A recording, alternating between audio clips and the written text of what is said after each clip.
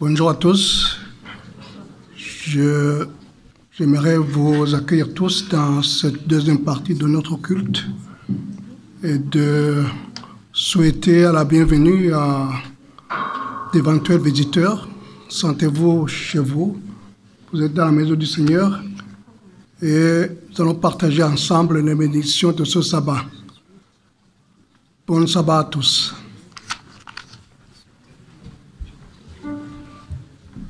Bonjour, je vous invite à vous lever pour le chant 240 dans le « J'aime te ressembler Jésus ».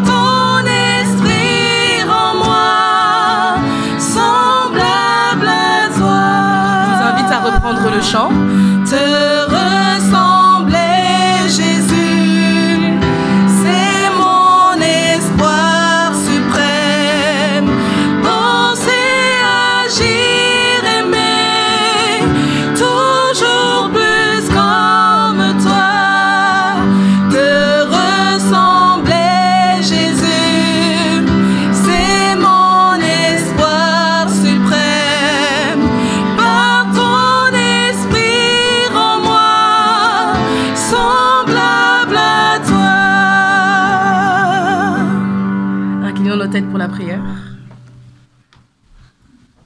Prions. Notre bon et tendre Père Céleste, merci pour ce moment que tu nous donnes pour te louer et te glorifier, de te remercier de tout ce que tu nous as fait la semaine passée et durant toute notre vie. Nous voulons, Seigneur, te donner ce culte afin qu'il soit agréable à toi et que nous puissions tous en profiter. Donc, Seigneur, bénir le prédicateur du jour et que sa parole, la parole qu'il va nous dire, nous puisse être bénéfique. Nous adorons dans un mode de tristesse, Seigneur, mais nous savons que tu sais tout et que tu es là pour nous fortifier. Et nous prions pour tous les malades, pour tous ceux qui ne peuvent pas venir ici, et que ton Saint-Esprit les partage avec la parole que tu vas nous transmettre aujourd'hui. Nous voulons que tu puisses nous aider dans toutes les choses, et ce sont les grâces que nous prions au nom de Jésus. Amen.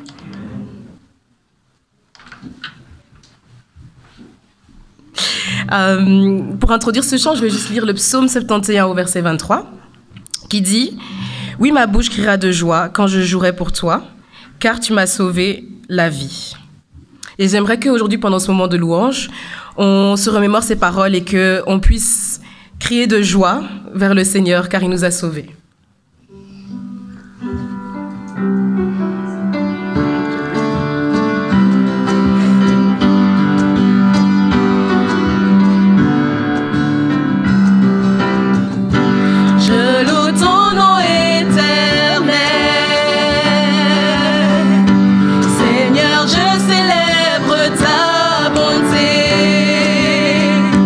Quelle joie tu vis en moi.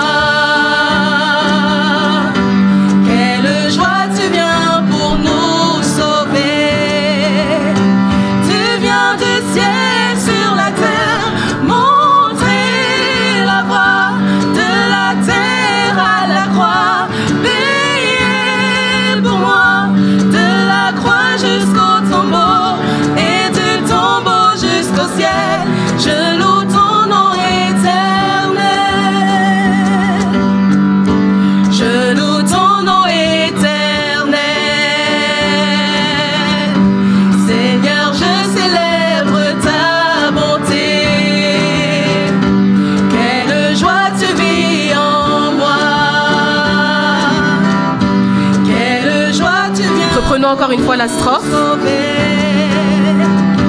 Je loue ton nom éternel. Seigneur, je célèbre ta bonté. Quelle joie tu vis en moi. Quelle joie tu viens pour nous sauver.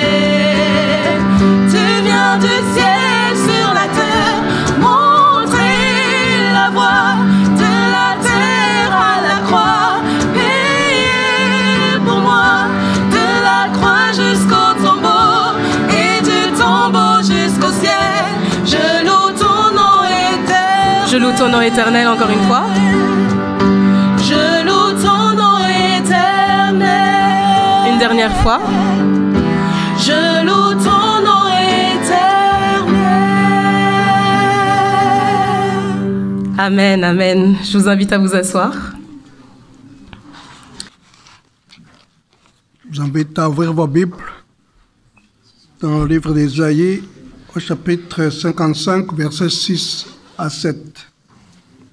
Ésaïe 55, versets 6 et 7.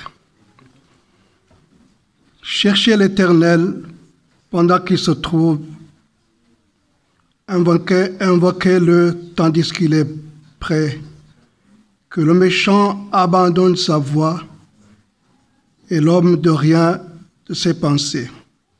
Qu'il retourne à l'Éternel, qu'il aura compassion de lui, à notre Dieu, qui pardonne abondamment. Que Dieu bénisse la lecture de sa parole. À présent, nous allons suivre la prédication de Carlos.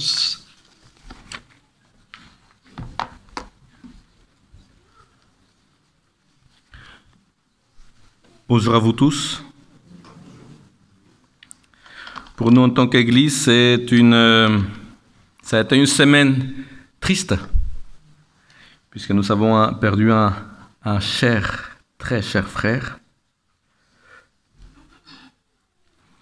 Ce matin, ou cette semaine en tout cas, on a étudié ensemble, on a réfléchi ensemble sur le sens de la réussite, comment réussir sa vie, on en a discuté ce matin. Je pense que nous sommes tous convaincus et d'accord là-dessus. Notre frère Collier a réussi sa vie. J'aimerais partager seulement les 2 derniers messages que lui et moi on a échangés. Bla bla bla bla bla bla bla bla bla bla bla. J'arrive au donc. Nous resterons dans la hâte de te revoir au retour de notre Seigneur Jésus. Et sa réponse, un très grand merci Carlos, à bientôt.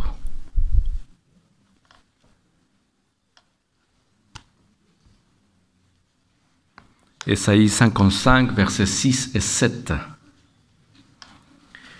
Cherchez l'Éternel pendant qu'il se trouve, invoquez-le tandis qu'il est prêt. Que le méchant abandonne sa voie et que l'homme d'iniquité, donc le très très méchant, qu'il abandonne ses pensées. Qu'il retourne à l'Éternel. L'Éternel aura pitié de lui. Qu'il retourne à notre Dieu. Notre Dieu ne se lasse pas de pardonner. Quand je suis arrivé en francophonie, donc en Europe, j'ai appris une chanson, une chansonnette. Ou devrais-je dire plutôt, je l'ai subie. Les scouts la connaissent bien. 1 kilomètre à pied, ça use, 1 kilomètre à pied, ça use les souliers. Et c'est très chouette, la mélodie est très chouette. Les premiers 10 kilomètres. Mais ça devient 20, 30, 50, et à la fin, ça devient un martyr. Une chanson qui ne finit pas, c'est véritablement un supplice. Mais c'est la même chose pour les histoires. Si vous avez une histoire à raconter et que cette histoire ne finit jamais, elle perd son sens. Ça n'a pas de sens, une histoire qui n'a pas de fin. C'est la même chose pour l'histoire de l'humanité telle que nous la connaissons maintenant. Si l'histoire de l'humanité, au milieu des souffrances, des injustices et de la mort, devait se continuer, se perpétuer génération après génération, sans jamais s'arrêter, quel serait le sens?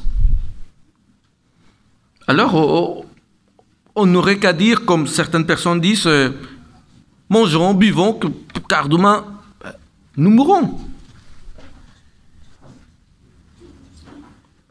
La Bible nous raconte, la Bible nous enseigne que l'histoire de ce monde, en tout cas telle que nous la connaissons, telle que nous la vivons, elle aura une fin.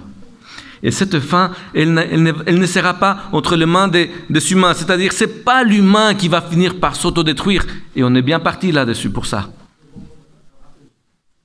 La Bible dit aussi que ce n'est pas non plus une fin heureuse comme les utopies humaines racontent. Le surhumain, l'humain 3.0. C'est pas ça qui va signer la fin de l'histoire telle que nous la connaissons. La Bible dit l'histoire telle que nous la connaissons,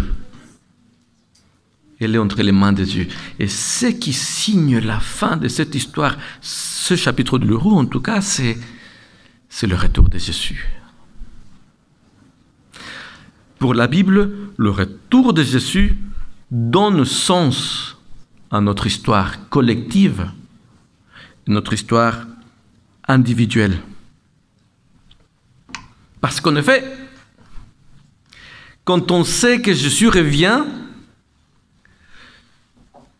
ça nous donne un point de repère. Et ce point de repère nous donne du sens. Pour les chrétiens, grâce à ce point de repère, nous ne vivons pas à la dérive. Pour le chrétien, savoir que Jésus revient, ça lui donne la raison, le courage, la motivation pour pouvoir manifester encore aujourd'hui, et surtout aujourd'hui et demain, de l'amour, de la compassion, du pardon.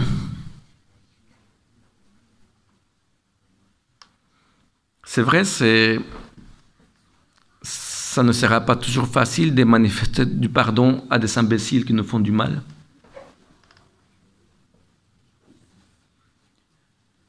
Mais savoir que Jésus revient et que lui aussi, il m'a déjà pardonné plein de fois. Ça me permet de comprendre que pardonner, que aimer, que manifester de la patience envers autrui, ça vaut la peine. Comme l'a dit le roi David dans un des psaumes, « Ceux qui sèment avec larmes moissonneront avec chant d'allégresse. Celui qui marche en pleurant quand il porte la sémence revient avec allégresse quand il porte ses gerbes. » Nous le savons, les chrétiens, les croyants. Encore un peu de temps, seulement un peu de temps, et celui qui doit venir viendra. Il ne tardera pas.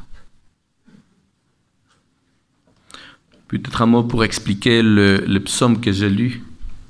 Ceux qui s'aiment avec larmes moissonneront avec chant d'allégresse. Pour des personnes qui ne vivent plus attachées à la terre, aux récoltes, au rythme des récoltes et des semences. Quand la moisson arrive, vous savez l'abondance des semences. Et dans certains pays, c'est le moment où on peut manger même 2 fois par jour. Mais il faut toujours garder de la semence de côté. Une semence qu'on ne touche pas. Même si la famine sévit. Une semence qui est sacrée. Parce qu'elle représente la vie. Et même si tes enfants meurent de faim et ils découvrent la semence qui est cachée, qui est gardée là, tu te dois de leur dire, on ne peut pas. Parce que c'est la semence qui est prévue pour planter pour la saison prochaine. D'où le roi David qui a écrit « Ceux qui sèment avec larmes moissonneront avec joie ». Pour qu'on puisse comprendre mieux ce qu'il voulait dire. Sinon, on passe à côté. Nous sommes chrétiens. notre ami Kolia, il était chrétien, croyant. Vous savez, être chrétien, c'est dire croyant, ce n'est pas quelque chose de banal. Si on se dit chrétien, ça veut dire qu'on doit faire un choix. Qu'on doit placer un choix. Non seulement de dire « Oh oui, je crois en Jésus, donc je crois en Christ », d'où le mot chrétien, je crois. Être chrétien, c'est autre chose. Être chrétien, ça veut dire de choisir de vivre en cherchant d'abord le royaume des cieux et sa justice, sachant que tout le reste nous sera donné. Mais attention, hein. Cela ne veut pas dire que parce que je suis chrétien, je me détache de la société, de la vie en communauté. Ça ne veut pas dire cela. Être chrétien, être croyant, c'est de choisir de ne jamais oublier que Jésus nous a dit « Tu dois être le sel de la terre, tu dois être la lumière du monde ». Ça veut dire tu dois être pleinement engagé et au niveau de ta communauté de foi et de ta famille, tout autant qu'au niveau de la société. C'est ça qui veut dire être chrétien. Bien sûr, pour le faire, il nous a donné des talents, des dons. Être chrétien, ça veut dire qu'on reçoit chaque jour comme un cadeau. Un cadeau, une opportunité, un moment où nous pouvons manifester par notre vie tout simplement le principe de vie de ce qu'on appelle le royaume de ceux qui doivent venir. Être chrétien, ça veut dire que je montre aux autres les principes de vie que notre Père céleste nous transmet. Ça veut dire transmettre la certitude qu'il revient bientôt. Jésus revient bientôt. Aujourd'hui, c'est officiellement mon dernier message pour cette église en tant que pasteur. Après, peut-être que dans 20 ans, je pourrai revenir. Mais en attendant, je voulais vous laisser ce message. Jésus revient bientôt.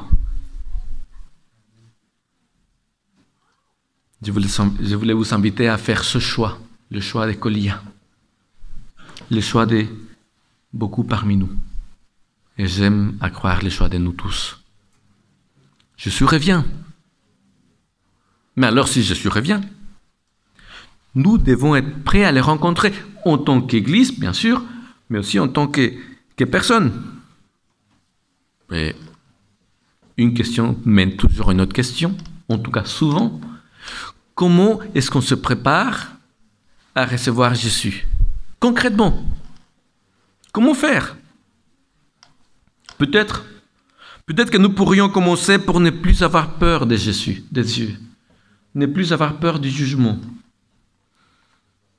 Il y a un mois et demi, j'ai dû acheter des affaires pour une église où on fait des rénovations et le garçon qui était là pour me vendre, je cherchais un prix pour une chaudière. Et donc il a dit, c'est pour toi?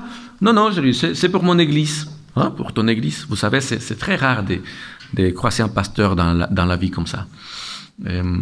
Tant mieux peut-être. Et donc, en église, pourquoi? Je suis le pasteur d'une église. Ah, tu es le pasteur d'une église? Bah, écoute, si jamais tu pouvais placer un bon mot auprès du patron là-haut, je dirais pas non. Et je lui dis, mais pourquoi?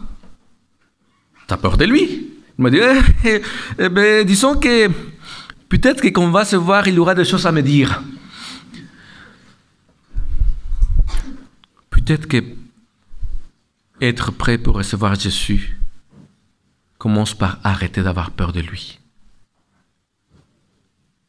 Et de se rappeler ce qu'il a dit, ceux qui placent leur confiance en moi n'ont plus à avoir peur du jugement.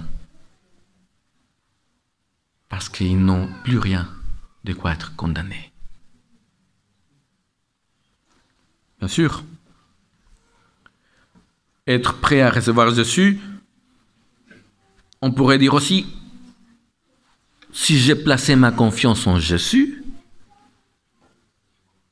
peut-être que nous pourrions commencer aussi, ou continuer par nous dire, ok, placer ma confiance en Jésus, ça veut dire que je l'accepte comme mon Seigneur, comme quelqu'un qui a quand même quelque chose à dire au sujet de ma vie. Et que je lui donne le droit de quand même me dire ce qu'il pense par rapport à ce que je fais, ce que je pense, ce que je choisis.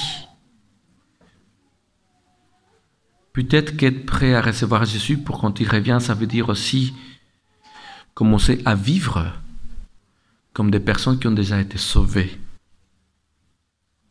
comme des personnes qui ont déjà reçu avec lui une vie pleine de succès. Ça veut dire, si je me dis chrétien, croyant et que j'attends le retour du Seigneur, peut-être que je devrais commencer à intégrer dans ma vie, bien sûr avec l'aide de Dieu, tout ce qui caractérise la vie d'un croyant, de quelqu'un qui sait qu'il est déjà sauvé, de quelqu'un qui sait qu'il appartient déjà par la foi à un royaume qui n'est pas encore arrivé. Peut-être que je devrais commencer à songer sérieusement à changer certaines choses. Pas par peur, mais par cohérence. Ou comme l'a dit l'auteur de l'épître aux Hébreux, sans sanctification, nul ne verra le Seigneur. Si le fait de croire en lui, de l'accepter comme Seigneur, ne te pousse pas à changer ta vie, ne t'étonne pas à la fin. Si jamais il te dit, écoute, oui, on a parlé ensemble, mais tu n'as jamais vraiment voulu vivre avec moi. J'aime bien comment un théologien adventiste, Richard Lehmann, que plusieurs ont connu certainement, comment il le dit. Être croyant et attendre le retour du Seigneur n'implique pas un repliement sur soi, ça n'implique pas une recherche de son salut personnel, indépendamment de son entourage. Non. Parce que l'espérance du retour de Jésus mobilise les valeurs sociales, développe le sens de la justice, du bien, du beau, du vrai. Mieux que quiconque, c'est lui qui est convaincu qu'un jour il jugera les anges. Là, il faut aller voir la Bible. C'est lui qui est convaincu qu'un jour, lui, il jugera les anges. Il ne peut pas rester insensible aux affaires de ce monde. Me préparer à recevoir Jésus, à le voir revenir, peut-être que ça veut dire aussi m'occuper des affaires de ce monde. Faire en sorte que ce monde, en attendant, il se porte mieux.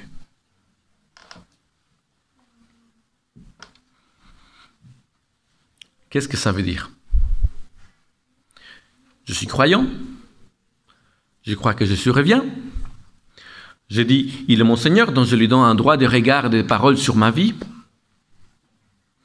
Je m'occupe pas seulement de moi, mais de ma communauté, mais je m'occupe aussi du reste de la société pour faire au mieux, comme Jésus. Une affaire de cohérence. Ça veut dire que si je suis un croyant convaincu, je n'ai pas le temps de me mettre à lorgner la faim pour dire « c'est quand qu'il revient, purée oh, je suis tellement occupé avec les affaires de mon Père ici-bas sur terre que quand ce retour va arriver, déjà, hop, excuse-moi, j'ai pas vu le temps passer. J'avais tellement de choses à faire pour toi et avec toi ici-bas. Et tu es là, merci. » C'est une toute autre vie que simplement celle d'un croyant contemplatif qui n'attend qu'une chose.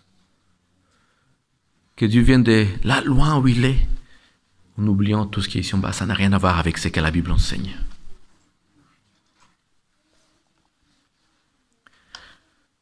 Selon la Bible, le temps presse. Jésus revient, et plus le temps passe, plus ça devient urgent de lui dire « Jésus revient ». Et la Bible est formelle, le Seigneur est formel. Le seul moment où nous pourrons faire le choix de vivre avec lui dès à présent et pour l'éternité, le seul moment est cette vie-ci. Il n'y a pas une autre par la suite. C'est maintenant. C'est maintenant que nous recevons l'invitation de Dieu qui nous dit « Viens vers moi ». Il y a même l'apôtre Paul qui a dit « Craignons donc ».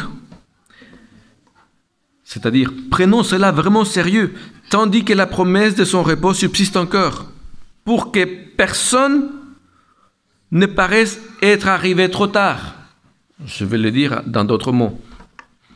Prenez ces messages au sérieux, de peur que certains ne viennent à Jésus quand finalement c'est trop tard.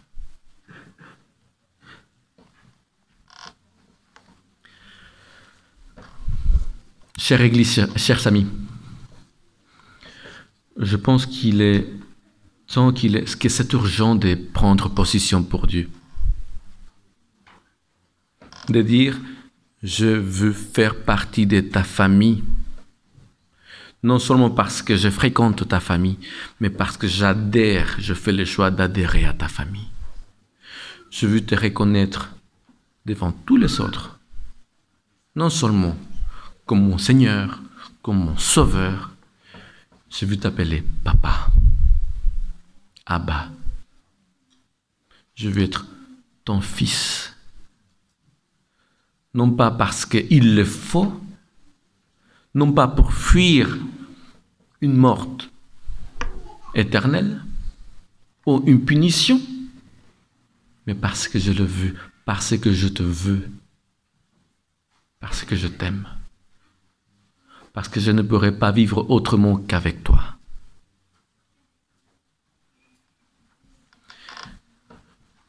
Jésus revient bientôt.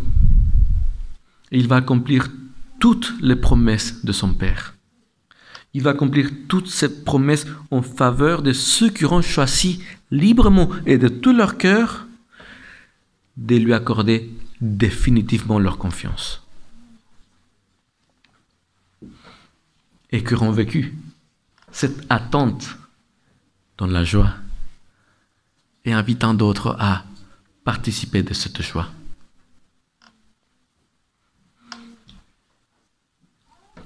Les invitants à ne pas avoir peur de Dieu. L'apôtre Paul l'a dit, 2 Corinthiens 5. Dieu était en Christ, réconciliant le monde avec lui-même, en n'imputant point aux hommes leur offense, et il a mis en nous la parole de la réconciliation. Nous faisons donc les fonctions d'ambassadeurs pour Christ, comme si Dieu exhortait par nous. Qu'est-ce que Dieu exhorte par nous auprès des autres?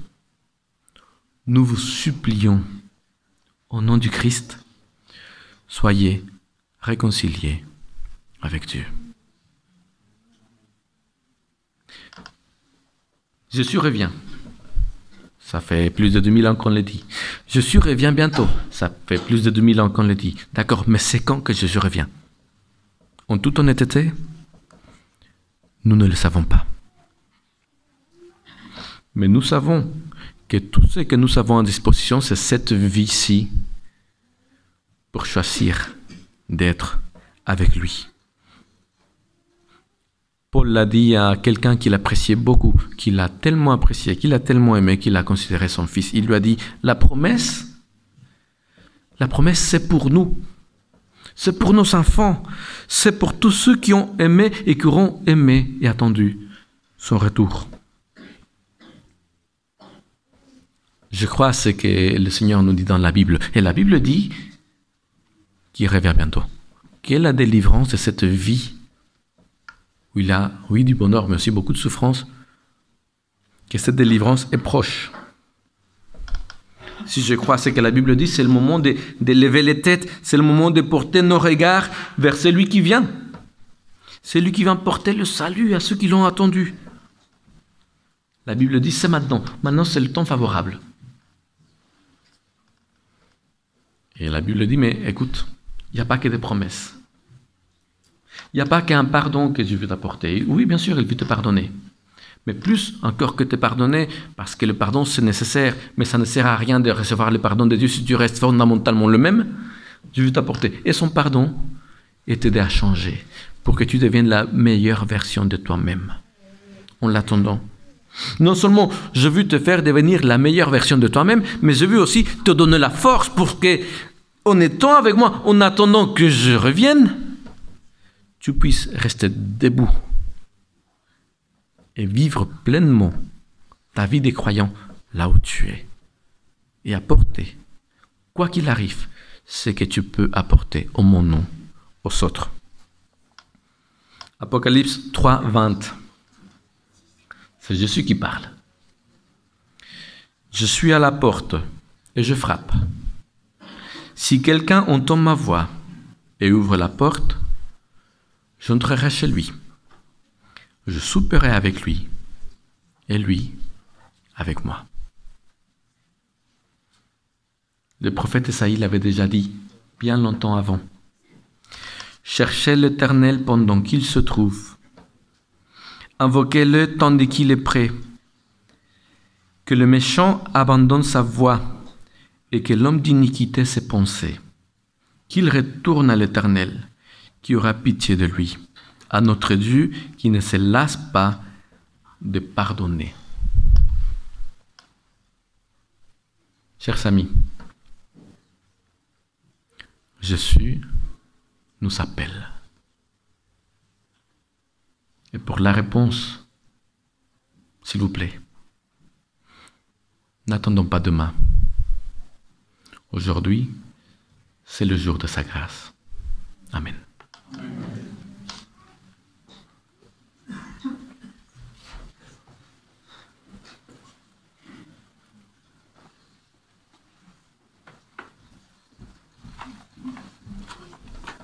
Je vous prie de vous lever. Nous remercions Carlos pour ce merveilleux message. Et oui, en tant que croyants, nous avons l'assurance de notre salut. Et c'est exactement ce que nous allons chanter à ce moment précis. 400 dans le j'aime.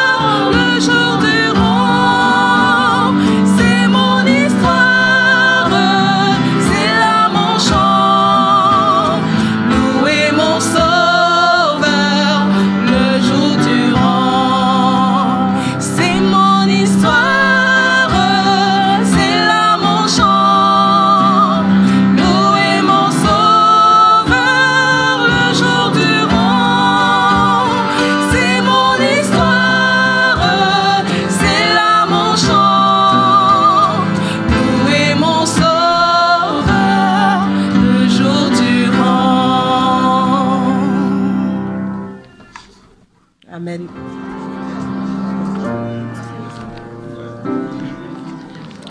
Je vous invite à vous lever pour la prière.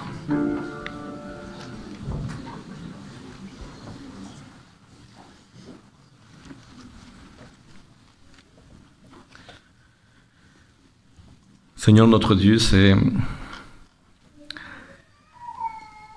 un privilège de pouvoir travailler pour toi dans une église en tant que pasteur.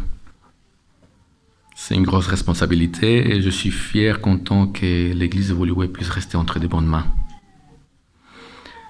Je te demande, Seigneur, de pouvoir bénir Jérôme et sa famille dans leurs tâches pastorales, dans leur vie pastorale.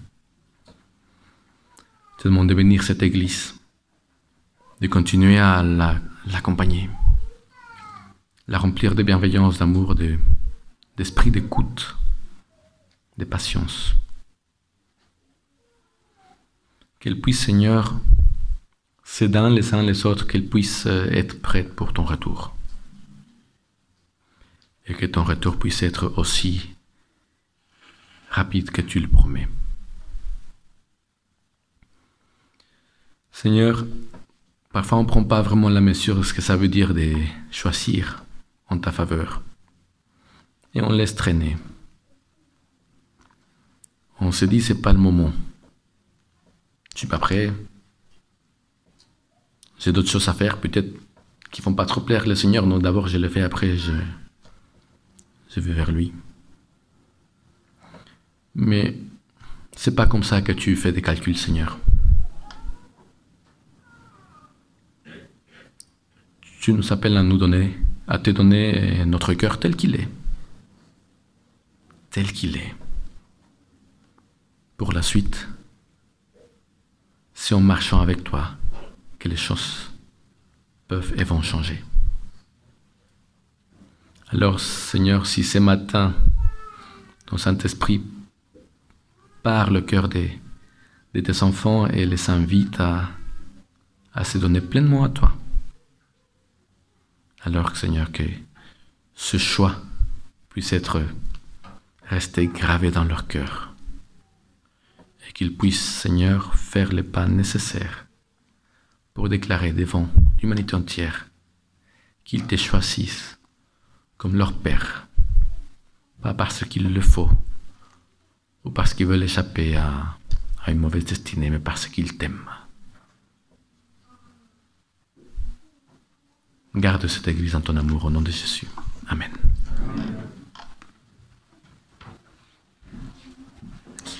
Je trouve que c'est un chant très beau pour terminer la louange, pour terminer le cycle de Carlos ici au sein de cette église. Pour l'apprendre, on va le répéter une première fois avec Rebecca. Je vous invite à vous lever. Vous pouvez déjà essayer de le chanter avec nous, mais on va le répéter 2, peut-être 3 fois en fonction de notre humeur. Et j'espère que ces paroles vont faire écho en vous et qu'elles vous accompagneront pendant cette semaine.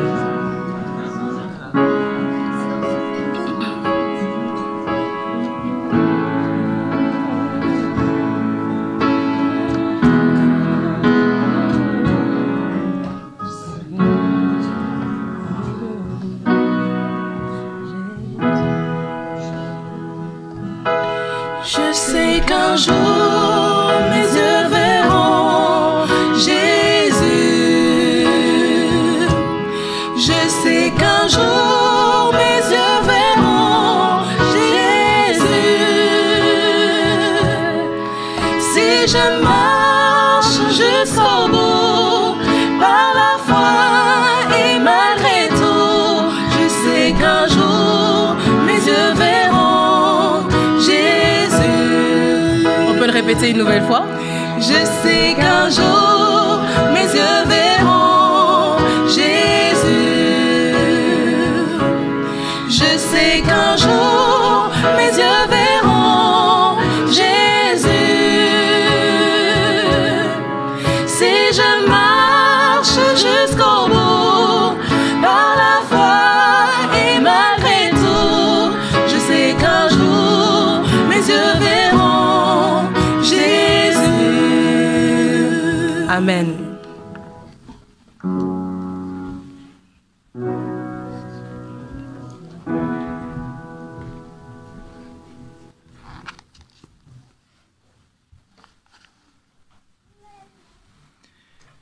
Que l'Éternel te bénisse et te garde. Que l'Éternel fasse briller sa face sur toi et t'accorde sa grâce. Que l'Éternel lève sa face vers toi et te donne la paix. Amen.